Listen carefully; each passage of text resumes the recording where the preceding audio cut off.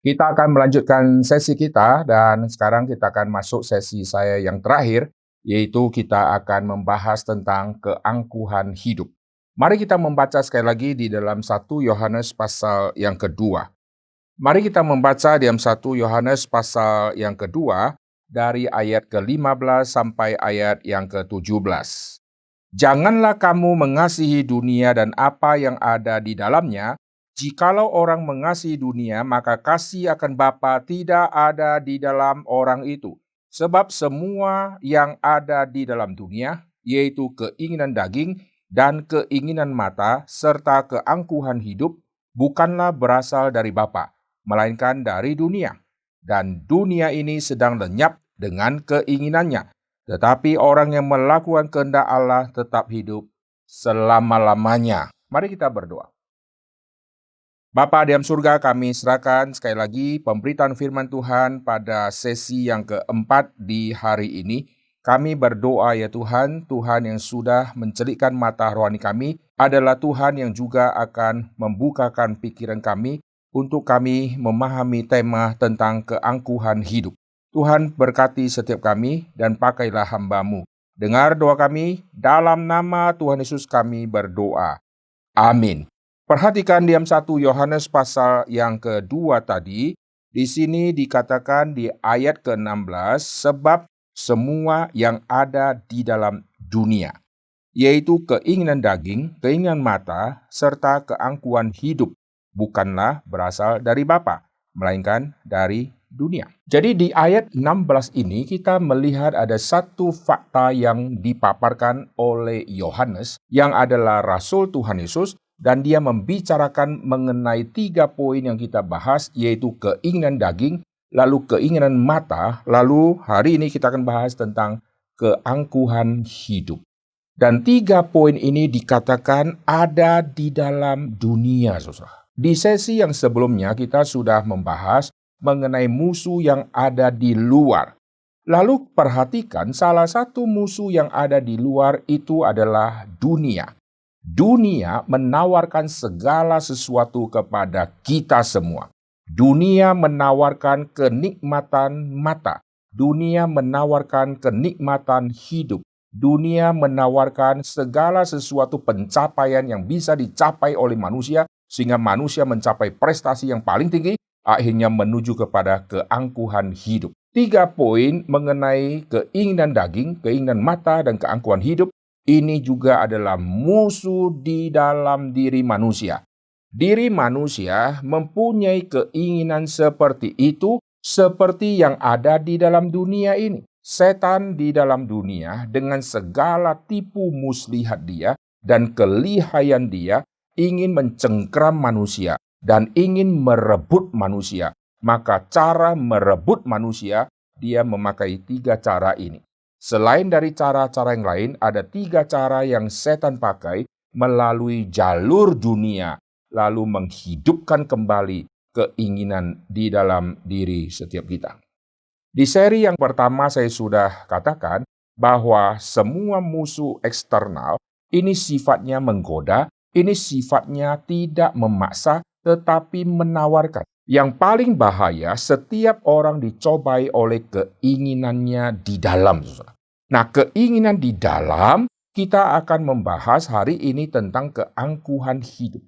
Manusia mempunyai benih dosa, keinginan daging, benihnya sudah ada.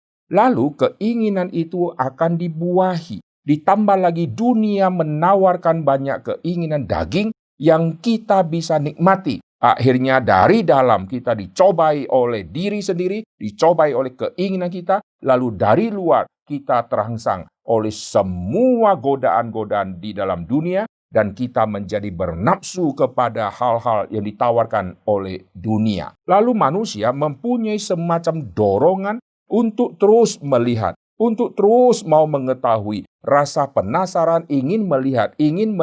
Dunia juga menawarkan begitu banyak keindahan yang bisa memuaskan mata dari manusia. Kalau saudara naik mobil menuju tol, lalu di tol itu macetnya panjang sekali. Saudara sudah duga, di depan pasti tabrakan sangat parah. Setelah ngantri 1,5 jam, lambatnya minta ampun, begitu saudara tiba di titik pusat kemacetannya, itu adalah ada orang yang tabrakan. Dan orang yang tabrakan itu dengan mobil yang masih ada di pinggir, saudara sudah duga pasti sudah hancurnya luar biasa. Ternyata waktu saudara lewat, hanya kaca spion yang pecah. Kenapa bisa macet total seperti itu? Karena manusia punya keinginan tahunya begitu tinggi dan ingin melihat. Karena ingin melihat, maka semua buat pelan. Semua turunkan kecepatan mereka untuk mata bisa melihat. Bila perlu foto sebentar atau rekam, lalu dia upload untuk menyatakan saya orang yang pertama yang mengupload cerita ini, saudara. Manusia ingin sekali mengetahui banyak hal yang kalau bisa dia adalah orang pertama yang duluan tahu. Kalau orang sudah tahu, dia juga ingin tahu. Kalau bisa saya yang tahu duluan. Maka keinginan dari mata manusia, ini keinginan yang kalau tidak dijaga dengan baik, akan menjadi liar, saudara. Waktu keinginan mata ini menjadi liar, ditambah lagi dunia menawarkan segala keliaran itu, maka jatuhlah manusia ke dalam dosa yang begitu fatal. Banyak orang yang kirim anaknya sekolah di luar negeri. Begitu anaknya sampai ke luar negeri, dia melihat seluruh tawaran dunia yang begitu menggiurkan, maka mata dia sudah melihat semua tawaran-tawaran dunia. Akhirnya dia jatuh ke dalam dosa melalui mata yang memandang tersebut. Lalu bagaimana dengan keangkuhan hidup? Nah, hari ini kita akan menyelesaikan tema ini, yaitu tentang keangkuhan hidup. Dunia menawarkan persaingan, saudara. Barang siapa yang bertahan, maka dia yang akan mendapatkan posisi. Barang siapa yang bisa dengan otak yang pintar, barang siapa yang mempunyai kuasa, maka dia bisa menjajah teritori yang lebih luas. Maka kita lihat dunia ini terjadi semacam ketimpangan. Dunia menawarkan persaingan. Saudara mulai sekolah, di sekolah sudah ada semacam pemberian hadiah kepada yang lebih pintar, lebih rajin, lebih berprestasi dibandingkan yang kurang berprestasi. Akhirnya mulai terjadi perbandingan, lalu yang mampu akan mendapatkan pujian. Yang kurang mampu tidak mendapatkan pujian. Akhirnya yang mampu waktu mendapatkan pujian, dia salah mengkonsumsi pujian. Akhirnya pujian yang dia terima membuat hatinya, hidupnya mulai menjadi orang yang sombong. Saya kemarin dipuji oleh guru, kamu murid yang terpintar di kelas ini. Akhirnya dia telan kalimat itu, dia terus ngulang-ngulang sebelum dia tidur. Terus review kembali. Terus kalau bisa diputar kembali semua kalimat-kalimat si gurunya. Untuk apa? Untuk menyenangkan kuping dan hatinya kembali. Dan akhirnya besok dia ke sekolah. Cara jalannya langsung berubah. Karena kesombongan sudah merasuk hidupnya. Dimulai dari pujian.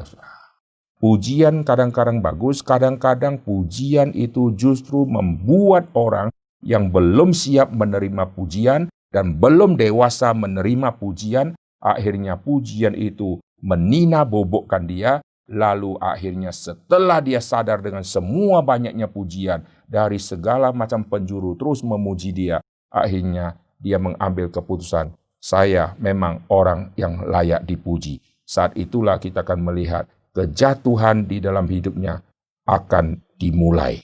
Awal kejatuhan manusia, Kitab Amsal mencatat, adalah kecongkakan atau kesombongan. Kesombongan adalah awal kehancuran dari manusia itu, saudara. Mengapakah manusia bisa menjadi sombong? Apa kesombongan manusia? Kita sudah membahas di seri sebelumnya. Kesombongan manusia bukan kesombongan yang murahan.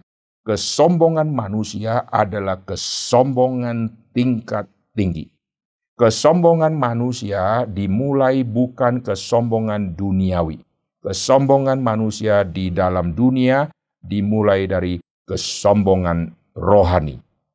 Masih ingat? Adam dan Hawa, mereka ingin jadi Tuhan. Tidak ada urusan dengan duniawi. Tidak ada urusan dengan ingin banyak taman. Tidak ada urusan dengan ingin memiliki sebidang tanah di bumi yang Tuhan cipta. Tidak ada urusan dengan begitu menggiurkan emas-emas yang disebut di dalam kitab Kejadian di Taman Eden itu. Tidak menarik hati mereka untuk memiliki satu buah sungai yang dicatat di dalam kitab Kejadian di Taman Eden itu. Tidak ada semacam nafsu duniawi untuk memiliki, untuk menguasai sebidang lokasi tanah, binatang, dan lain-lain. Tetapi yang ada adalah apa? Ingin mau menjadi Tuhan. Maka kesombongan kita lihat berhubungan dengan hal rohani. Karena kesombongan berhubungan dengan hal rohani, maka kesombongan juga harus diselesaikan dengan yang bersifat rohani. Dari akar kesombongan rohani itu, nanti akan muncul semua kesombongan-kesombongan di dalam dunia. Mengapa saya katakan kesombongan rohani merupakan inti pertama? Karena ini catatan di dalam Alkitab. Dan Alkitab mencatat, mengapakah muncul berkali-kali mengenai merendahkan diri, merendahkan diri, merendahkan diri. Kenapa ada kata merendahkan diri, merendahkan diri, merendahkan diri? Supaya mereka belajar merendahkan diri. Supaya mereka merendahkan diri. Seorang raja akhirnya merendahkan diri di hadapan Tuhan. Mengapa muncul di dalam Alkitab? Orang Israel di padang gurun 40 tahun. Tuhan latih mereka supaya mereka merendahkan hati mereka. Lalu kenapa muncul tema ibadah berhubungan dengan merendahkan diri mereka di hadapan Tuhan? Ibadah berhubungan dengan merendahkan diri di hadapan Tuhan. Karena sejak manusia jatuhkan dosa, manusia ingin menjadi Tuhan, maka manusia tidak akan lagi merendahkan diri kepada siapapun karena dia sudah mencapai posisi yang tertinggi, yaitu Tuhan. Nah, kalau begitu, manusia yang sudah mencapai posisi ingin jadi Tuhan, maka suruh dia rendahkan diri. Dia sulitnya luar biasa. Karena sudah tidak menghargai Tuhan yang tertinggi, dia sudah merebut posisi Tuhan yang tertinggi, maka itu nanti cikal bakal akan muncul kesombongan di dalam duniawi. Karena saya sudah seperti Tuhan, saya bisa segala sesuatu. Tetapi otak saya masih belum mampu, maka aku harus belajar segiat-giatnya untuk mencapai satu prestasi ilmu yang saya kejar. Akhirnya saya sudah menguasai, saya akan merasa diri melampaui semua yang lain.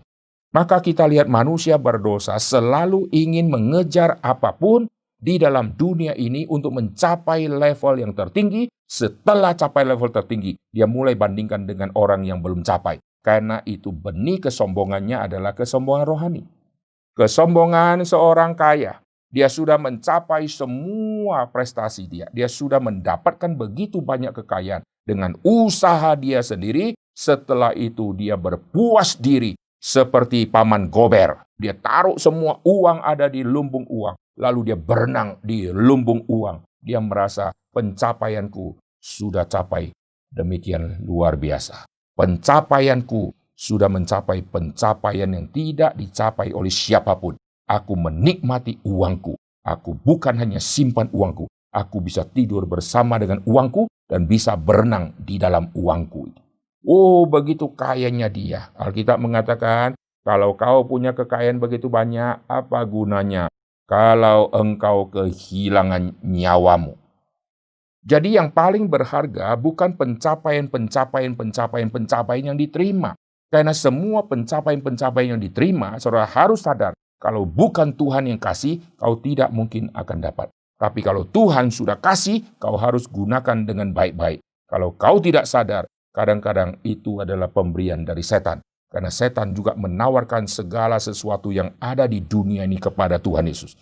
Jadi jangan-jangan setan yang kasih.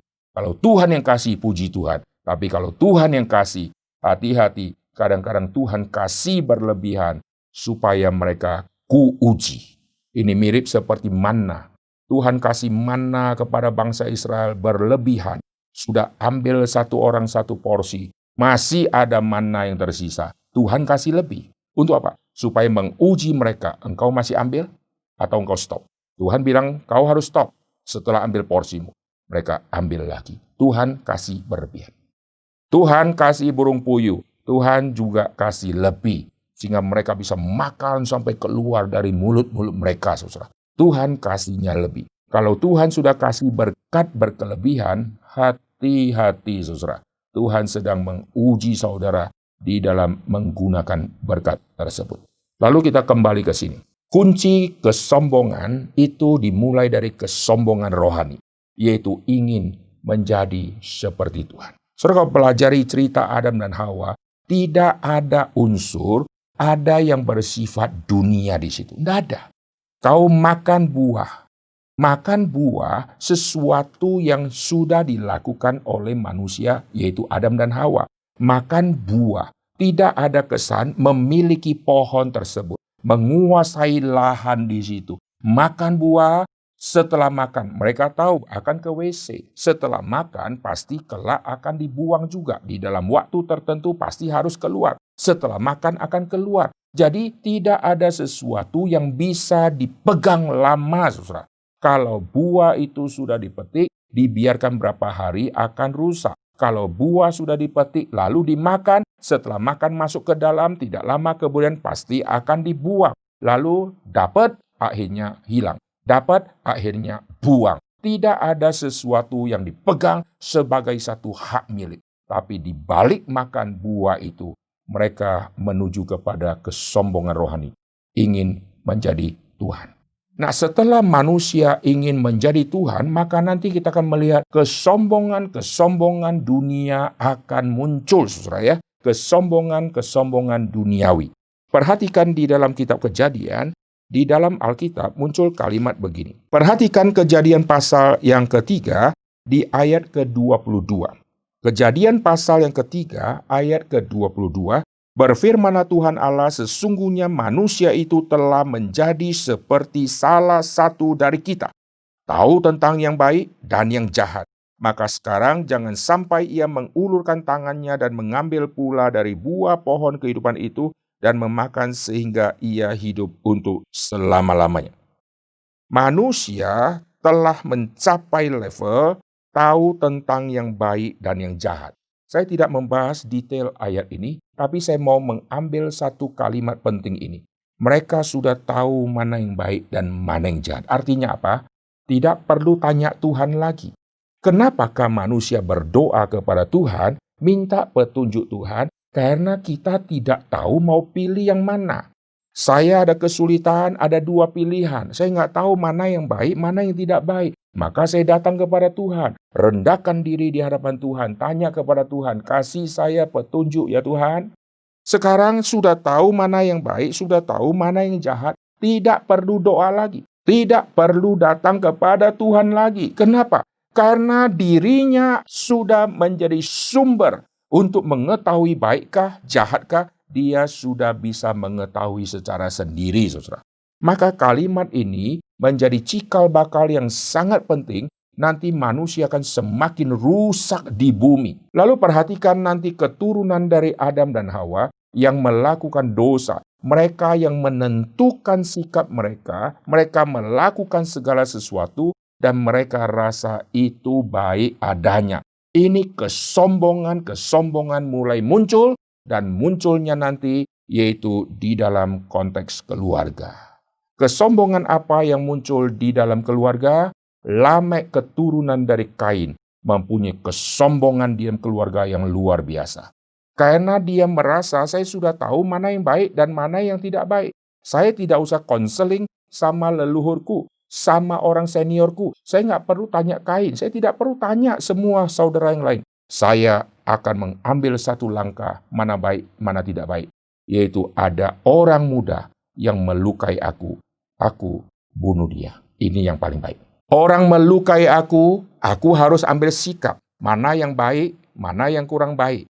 Yang saya mau lakukan, mestinya yang baik, saya ampuni dia. Yang kurang baik, saya pukul balik dia. Tetapi Lamek mengambil satu keputusan. Lu lukai aku bunuh engkau. Setelah terjadi pembunuhan itu, Lamek dengan kesombongan yang luar biasa, dia pidato, saudara. Dia umumkan kepada dua istrinya itu, Ada dan Zila. Dan dia umumkan bahwa dia sudah memilih yang terbaik. Dia sudah menghabisi seorang muda. Orang tua yang seperti Lamek yang sudah punya istri mestinya membimbing anak muda. Anak muda kalau kurang ajar, orang tua ini mengajari dia supaya jangan kurang ajar. Tapi anak muda kurang ajar, maka yang lebih tua ini menghabisi yang kurang ajar supaya tidak pernah ada lagi yang kurang ajar di bumi.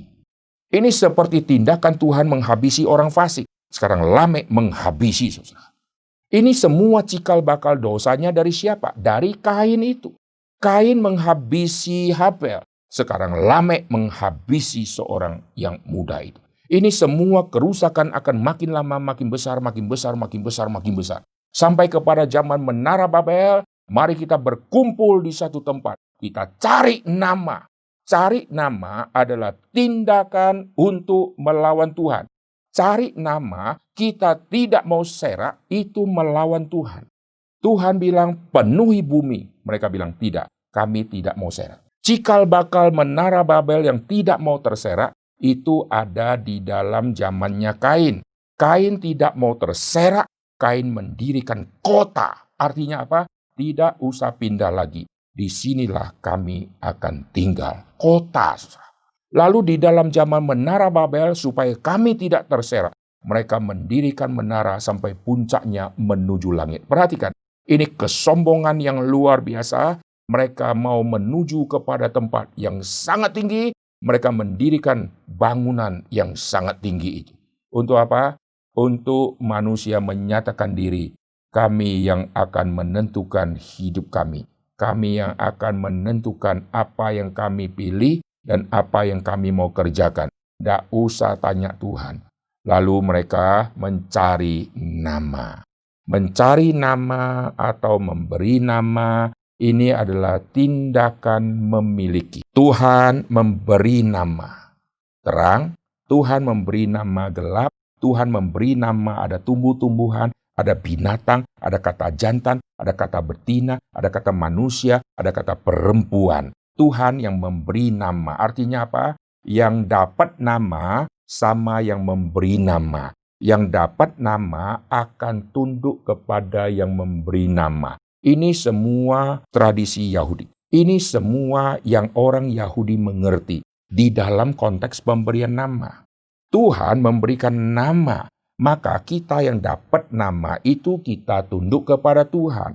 Manusia, Tuhan sebut manusia. Tuhan waktu sebut manusia, maka manusia tunduk kepada Tuhan. Tuhan sebut perempuan, maka perempuan tunduk kepada Tuhan. Lalu Tuhan memberikan kepada manusia kuasa yang mirip seperti itu, yaitu Tuhan kasih kesempatan kepada manusia untuk memberi nama. Waktu manusia memberi nama, manusia akan memberi nama, si Adam memberi nama kepada istrinya Hawa. Maka istri tunduk kepada suami, saudara. Karena Hawa, nama Hawa diberikan oleh Adam. Maka Hawa tunduk kepada Adam. Adam itu kata yang dari Tuhan. Maka Adam tunduk kepada Tuhan. Hawa sebelum disebut Hawa namanya dipanggil perempuan. Maka perempuan ini harus tunduk kepada Tuhan. Karena Tuhan yang sebut perempuan. Seluruh dunia ciptaan, baik yang ada di langit, burung-burung.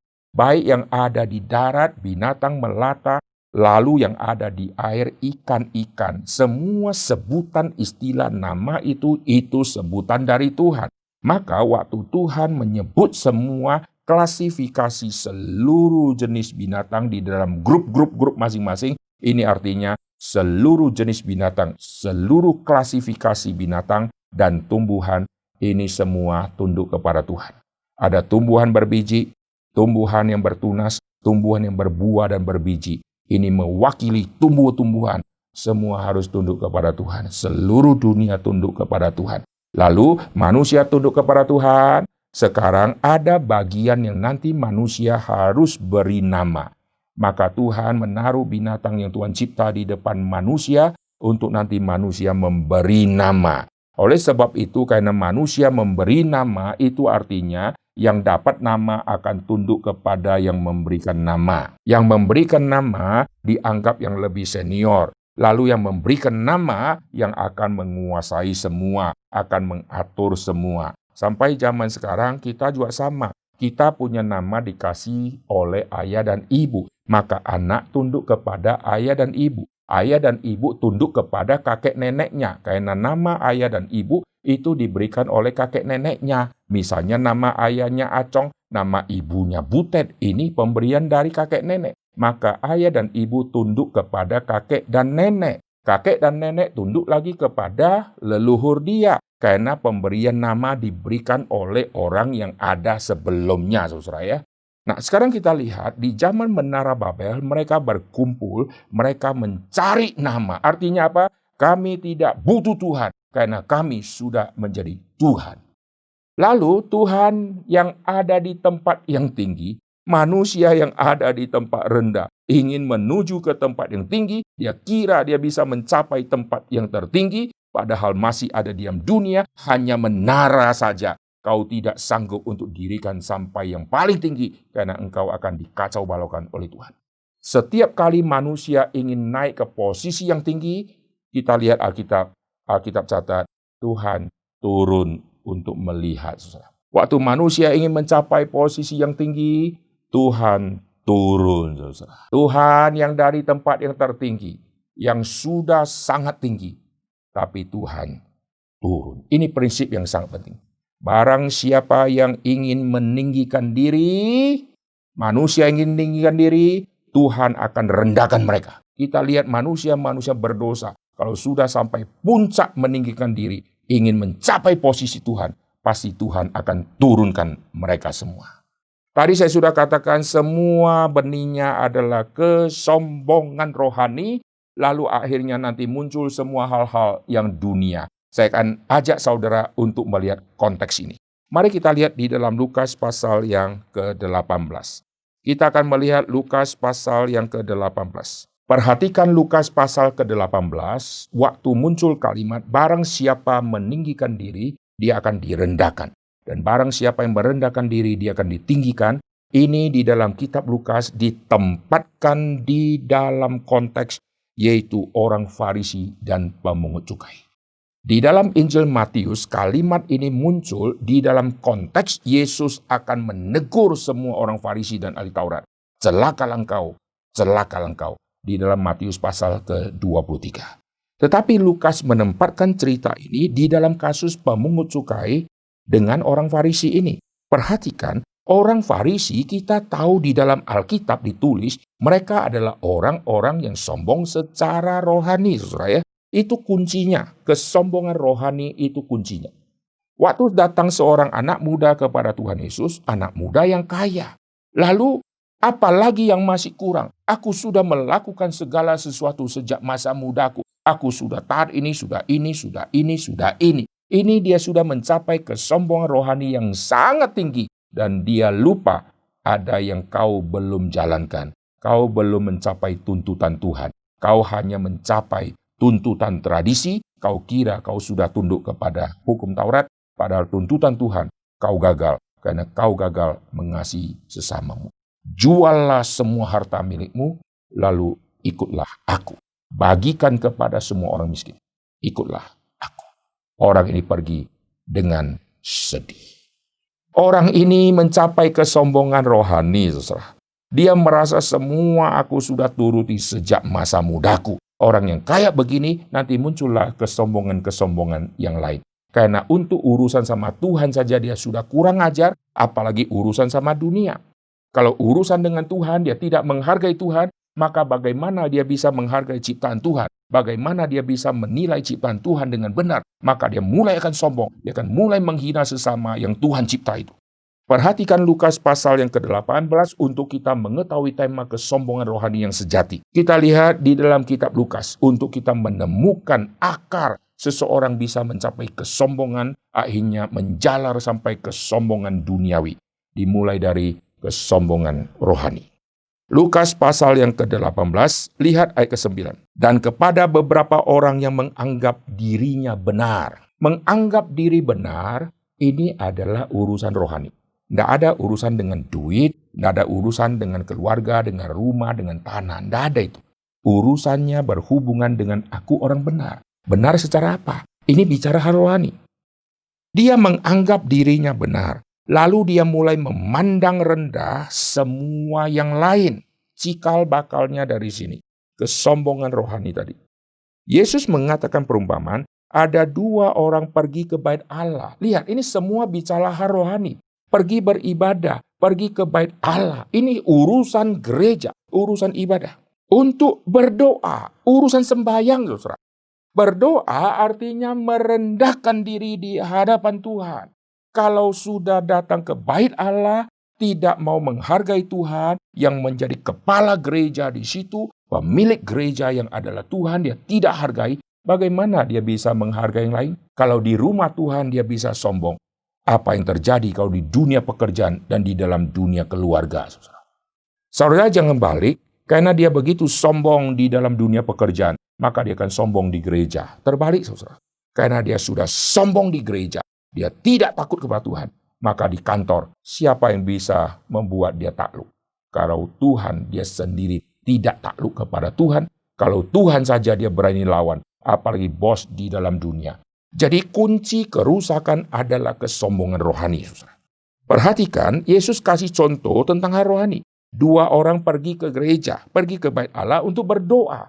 Tidak ada urusan dengan bawa duit, tidak ada urusan dengan ini. Semua bicara hal rohani. Bicara tentang orang yang membenarkan diri. Lalu lihat, ada dua orang pergi ke bait Allah untuk berdoa. Yang seorang adalah Farisi, yang seorang lagi adalah pemungut cukai. Perhatikan ya, ada dua orang. Ada dua orang pergi ke bait Allah untuk berdoa. Yang seorang adalah Farisi dan yang lain pemungut cukai. Dua orang ini waktu disebutkan langsung kita ngeh. Setiap kali bicara Farisi pasti rohaniawan. Setiap kali bicara tentang pemungut cukai pasti bicara dunia. Tukang korupsi, tukang peras orang. Selalu begitu. Tidak ada cerita bicara pemungut cukai. Langsung kita tahu, wah rohaninya luar biasa. Pasti mengerti Taurat Musa. Pasti mengajar firman Tuhan. Pasti membawa banyak jiwa datang kepada Kristus. Karena profesinya pemungut cukai. Tidak ada itu. Begitu dengar pemungut cukai, wah ini perampas. Ini perampok.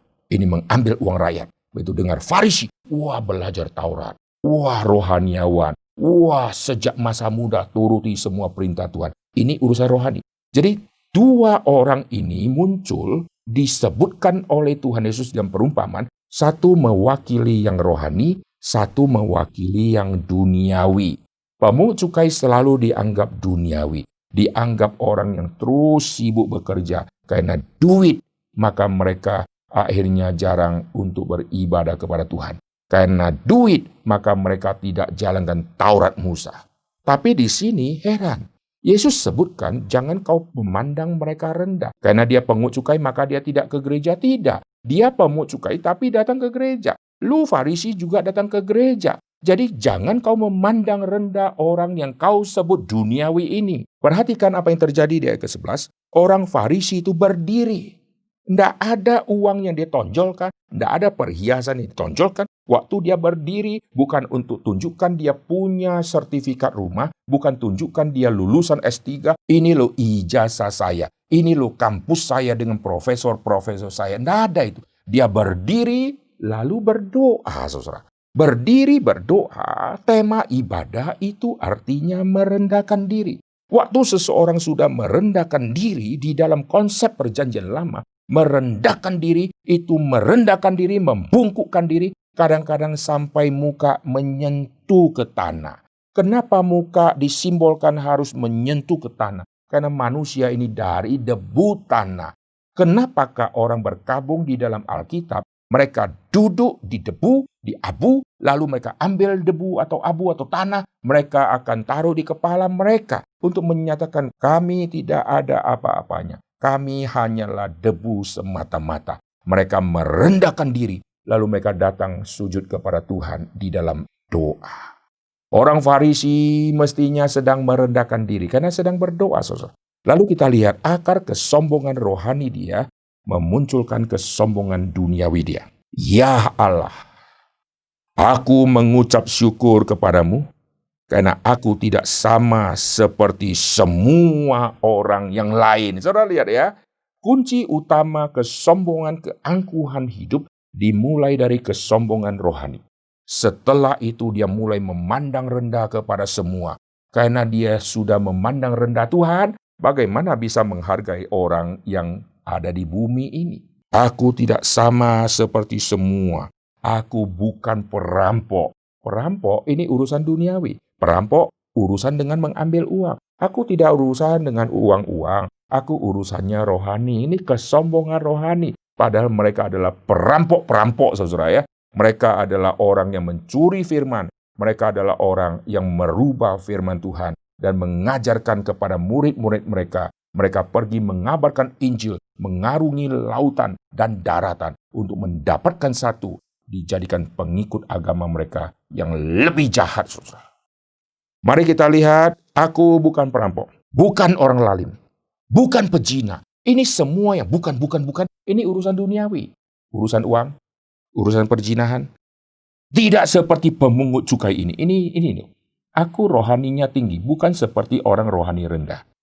Waktu dia sedang menonjolkan semua prestasi-prestasi rohani, sekaligus menghina orang-orang yang ada di dunia, dia memisahkan dirinya dengan orang-orang duniawi. Saat itulah kita akan melihat nanti Yesus akan memberikan tanggapan. Belum selesai di situ, ayat ke-12. Dia mulai menyatakan kesombongan rohani dia kembali. Di ayat ke-12, aku berpuasa 2 kali seminggu. Aku memberikan persepuluhan. Aku tidak rampok. Rampok itu curi, ambil. Aku beri. Lebih baik memberi daripada ambil. Lu rampok, aku beri. Luar biasa, saudara. Ini kesombongan rohani dia pamerkan. Aku berpuasa 2 kali seminggu. Kalau berpuasa, kau harus duduk di abu, saudara. Waktu sudah berpuasa, kau rendahkan diri, tidak berani kau congkak lagi. Berpuasa adalah urusan rohani. Berpuasa dia jadikan semacam satu alasan untuk dia nonjolkan diri. Aku memberikan 1/10 dari segala penghasilanku. Orang Yahudi memberikan 1/10 bukan dari segala hasil apapun, saudara. Ada ketetapan-ketetapannya. Tapi apapun yang ku dapatkan, ku kasih. Apapun, aku kasih. Luar biasa kesombongan rohani. Pemungut cukai, tidak ada prestasi apapun. Karena orang ini adalah orang yang rendah hati secara rohani. Orang kalau sudah sombong rohani, maka dia akan sombong duniawi.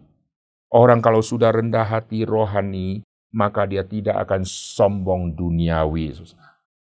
Saya ulangi ya, orang kalau sudah sombong rohani, dia akan sombong duniawi. Orang kalau sudah rendah hati dalam hal rohani, tidak ada lagi yang dia sombongkan untuk hal duniawi. Pemungut cukai itu berdiri jauh-jauh. Kenapa jauh-jauh? Karena dia baru ambil uang orang, malu. Dia sadar, aku tidak layak masuk ke rumah Tuhan. Dia berdiri jauh-jauh. Bukan Tuhan yang mengusir dia. Tuhan menyambut semua orang berdosa. Tapi orang-orang rohaniawan yang mengusir semua kelompok-kelompok pemungut cukai dan perempuan-perempuan sundal, mereka tidak boleh masuk di dalam kelompok orang suci-suci.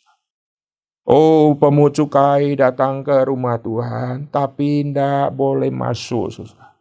Waktu dia tidak boleh masuk karena dia rohani baik, maka dia tetap berdoa. Dia berdiri jauh-jauh, bahkan ia tidak berani menengadah ke langit. Masuk ke rumah Tuhan, tidak dikasih masuk. Dia berdiri jauh-jauh. Sekarang dia ke atas pun tidak berani. Bayangkan, orang yang begitu remeh, begitu rendah hati, begitu rohani ini, apakah orang ini sampah? Jawabannya tidak. Dia seolah-olah tidak ada gunanya. Orang yang malu, ke gereja malu, lihat langit juga malu. Dia memukul dirinya. Pemungut cukai memukul diri Itu kalau hutang banyak, saudara. Dia nyesel, kenapa aku main judi, aku hutang. Dia nyesel, dia pukul diri. Aku pukul diri karena kerasukan setan, seperti orang Gerasa dan Gadara, ambil batu, pukul-pukul diri. Lalu pukul-pukul diri, kenapa? Lagi latihan ilmu kebal. Dia pukul-pukul dirinya, lalu dia berkata, "Ya Allah, kasihanilah aku orang berdosa ini." Inilah yang namanya merendahkan diri di dalam ibadah. Menundukkan diri. Aku bukan orang benar. Aku bukan mau seperti Tuhan. Aku orang berdosa yang minta belas kasihan Tuhan. Nah, di dalam cerita Farisi dan pemungut cukai inilah muncul kalimat yang tadi saya sebutkan. Mari kita lihat ayat ke-14. Aku berkata kepadamu, orang ini pulang ke rumahnya sebagai orang dibenarkan Allah. Dan orang lain itu tidak. Sebab barang siapa meninggikan diri, ia akan direndahkan. Dan barang siapa merendahkan diri, ia akan ditinggikan. Sekarang saya akan kembali untuk menyoroti mengenai kesombongan rohani yang menyebabkan keangkuhan di dalam hidup dunia ini, saudara. Banyak orang tidak melihat poin ini. Banyak orang selalu merasa, oh, orang ini sombong di dalam dunia mencapai prestasi, level ilmu yang sangat tinggi. Dia sudah mencapai kekayaan yang begitu banyak. Sekarang menjadi sombong. Oleh sebab itu nanti dia pelayanan, dia juga akan menjadi sombong. Sebelum dia masuk ke gereja melayani, dia sudah sombong rohani. Waktu dia kerja mendapatkan uang, dia andalkan Tuhan atau andalkan kepintaran dia. Dia sudah sombong rohani. Waktu dia punya bisnis semakin hari semakin banyak, proyek-proyek semakin hari semakin luas. Di dalam hidupnya, pernahkah dia berdoa minta petunjuk Tuhan? Di dalam sehari-hari masihkah dia tunduk kepada Tuhan? Aku ini debu dan abu lalu datang berdoa kepada Tuhan? Atau aku ini konglomerat, Tuhan engkau yang harus datang kepadaku. Waktu orang ini setiap hari Minggu dia merendahkan diri datang ke rumah Tuhan atau minta pendeta datang ke rumahnya, khotbah di rumahnya, lalu dia dengar sambil duduk di ruang tamu, saudara. Mengapakah hari Minggu semua orang datang ke gereja? Untuk menyatakan satu sikap merendahkan diri. Lu tinggalkan rumahmu, di komplek rumahmu, gereja jauh lebih jelek dari rumahmu. Kau tinggalkan rumahmu yang begitu mewah. Kau harus datang ke rumah Tuhan yang sekarang lebih jelek dari rumahmu. Kau siap rendahkan diri? Banyak orang kaya tidak mau ke gereja yang miskin karena kursinya tidak nyaman untuk dia. Karena AC-nya tidak cocok untuk dia. Lalu dia datang satu kali, setelah itu belum khotbah dia sudah kabur dan pulang dan tidak mau datang lagi. Mengapa banyak orang kaya ingin kebaktian di mall? Kenapa orang kaya ingin kebaktian di hall-hall yang besar dengan AC, dengan fasilitas yang begitu bagus? Mobil dimasuki ke mall tersebut, ada tukang parkir yang jaga, satpam yang jaga. Lalu begitu keluar langsung masuk, itu begitu banyak orang jualan, lalu lalang makanan semua berlimpah. Kenapa banyak orang kaya lebih condong mau ke tempat-tempat seperti itu? Karena cocok dengan kehidupan dia, saudara. Coba bayangkan, dia dari perumahan komplek yang begitu mewah. Lalu ada gereja di komplek yang begitu kecil, yang ajarkan kebenaran. Lalu dia akan datang ke gereja itu. Bagi dia kalau datang ke gereja itu, dia turun level. Konglomerat kok datang ke gereja kecil? Kalaupun dia mau datang ke gereja itu, dia akan sumbang, kasih tanah yang gede. Bangun dulu sampai besar, baru aku ke sana.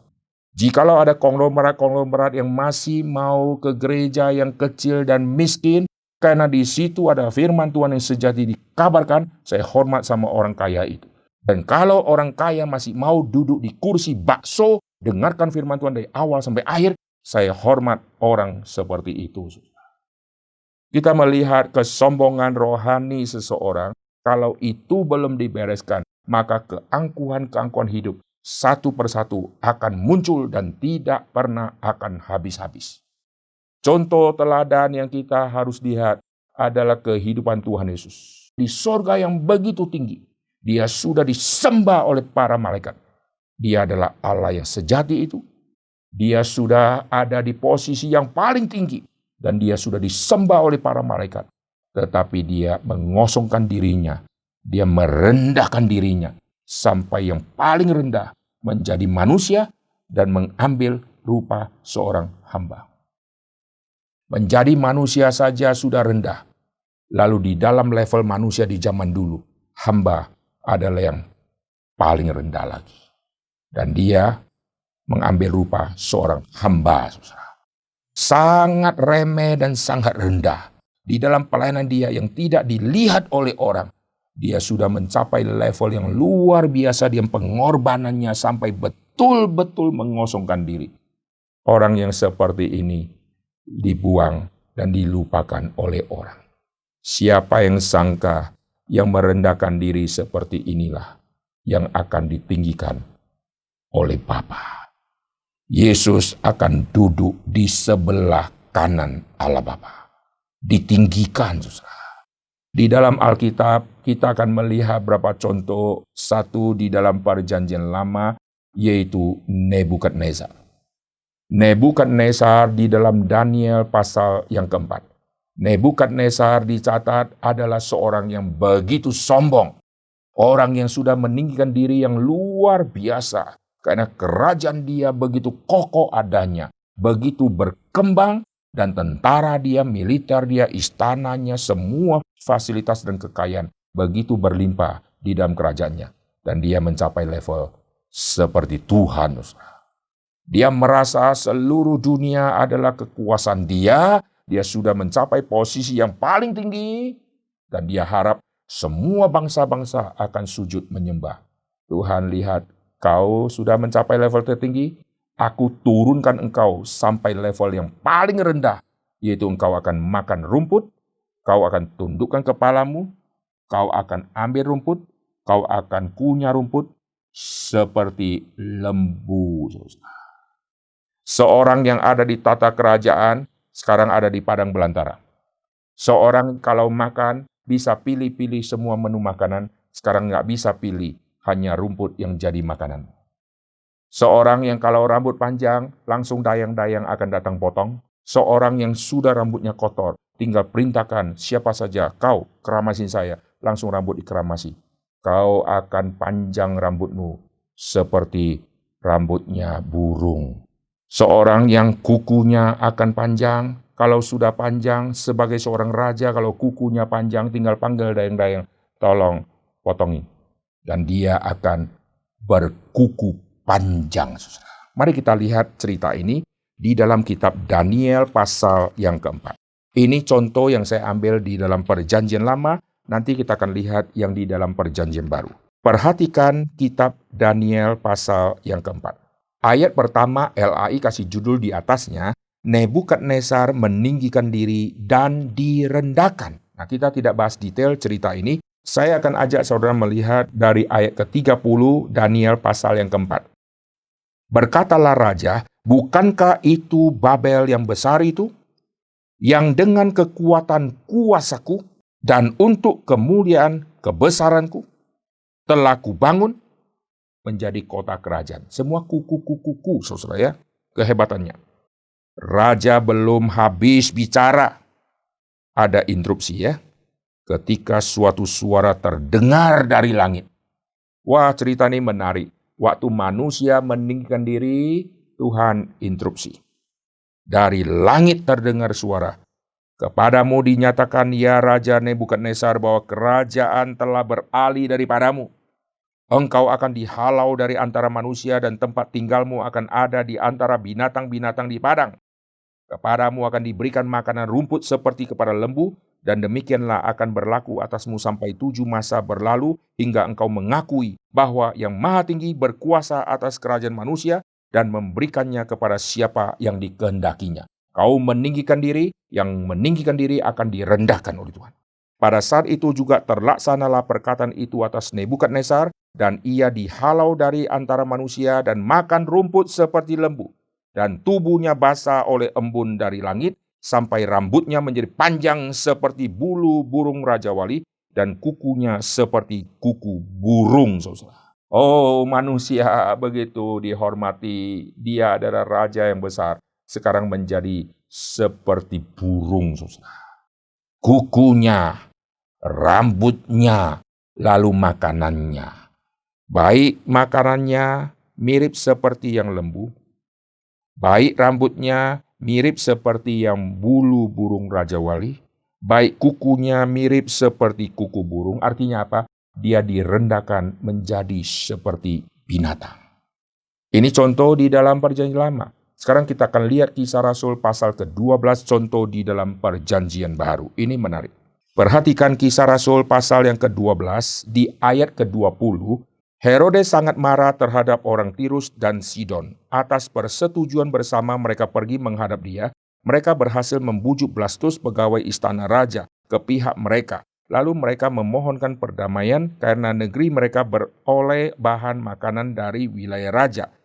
Dan pada suatu hari yang ditentukan, Herodes mengenakan pakaian kerajaan, lalu duduk di atas tahta dan berpidato kepada mereka. Duduk di atas tahta itu tempat duduk yang tertinggi di dalam kerajaan. Bukan tertinggi secara sentimeter, tapi kalau raja sudah duduk di tahta, itulah posisi tempat duduk yang tertinggi di dalam seluruh kerajaan. Karena siapa yang bisa duduk di situ selain daripada raja tidak boleh duduk. Kalau raja tidak izinkan ratu duduk di situ, ratu tidak bisa coba-coba duduk di situ, saudara. Perhatikan di Kisah Rasul pasal ke-12 ayat ke-22. Dan rakyatnya bersorak membalas, ini suara Allah dan bukan suara manusia. Dan seketika itu juga ia ditampar malaikat Tuhan karena ia tidak memberi hormat kepada Allah. Ia mati dimakan cacing-cacing. Saudara perhatikan yang Herodes ini menarik. Ia tidak memberi hormat kepada Allah. Kesombongan rohani menyebabkan kesombongan di dalam pemerintahannya. Kesombongan Nebukadnezar, kesombongan rohani. Karena dia merasa dirinya sudah jadi Allah. Melampaui semua yang lain. Maka karena kesombongan rohani seperti itu, dia mempunyai kesombongan di dalam kerajaannya. Jadi kita lihat di dalam Alkitab memaparkan satu rahasia yang begitu penting ini. Saudara mau membereskan kesombongan-kesombongan dunia, bereskan dulu kesombongan rohani saudara. Jikalau saudara datang kepada Tuhan, minta ampun dan pertobatan kepada Tuhan. Mulai hari ini, saudara betul-betul mau merendahkan diri di hadapan Tuhan. Saudara betul-betul tempatkan diri sebagai seorang hamba yang rela melayani Tuhan di dalam rumah Tuhan. Maka saudara dapat berkat yang orang anggap kecil. Saudara merasa ini sudah berkat yang sangat besar.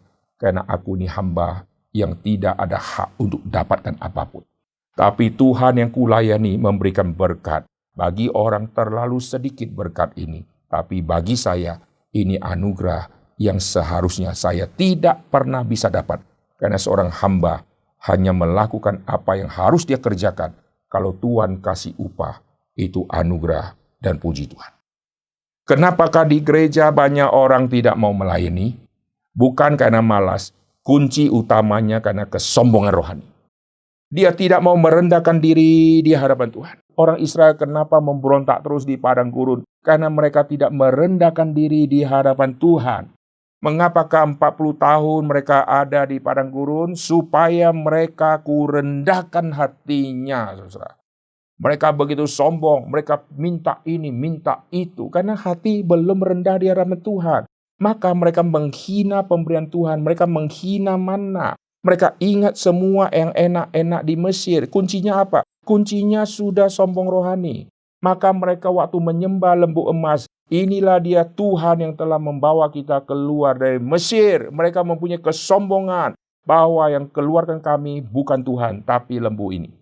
Bayangkan, kesombongan rohani seperti itu, Tuhan begitu sabar kepada mereka yang sombong rohani selama 40 tahun. Dan sampai waktunya tiba, Tuhan baru habisi mereka. Oh puji Tuhan jikalau di dalam gereja banyak orang yang rendah hati. Oh puji Tuhan di dalam gereja jikalau ada orang yang datang merendahkan diri di hadapan Tuhan. Tidak lagi sombong secara rohani dan tidak lagi sombong secara materi.